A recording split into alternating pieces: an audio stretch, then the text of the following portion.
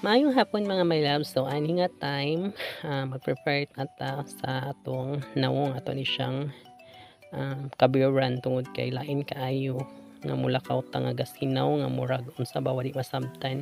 Actually dito ra gid may matulog sa ubos dito sa akong mama. So pero dili man ta makahimo mulakaw nga dili ta makakilay is life. Sa aton ang sa ning baglitan ni atong kilay yawat na lang ba nga maporma ni atong kilay kay mura na kilay og bulad. Uang na ana nga side ato nang gibaglitan, so kiatan gyud so ato na siyang i-blend charot. So ana nga side ang akong gikuan ana mga my loves mo nang giitom ang color tungod kay ang akong gikuan ana gi side sa akong sa ubos sa kilay sa babaw black, so ang kalanda yung gikuan ana gi cover up brown. So diri kita sa tumoy mo una para ma-form nato ay hata mo adto sa ubos sa tong kilay mga my loves para dili siya baga murag si tilapia. So ana nga time di ba nibaga gyud siya tungod kay ikulog ang atong kamot.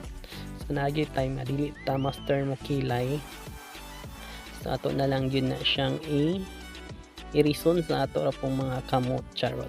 So ana nga side sa murag na forma na tong kilay dira nga sa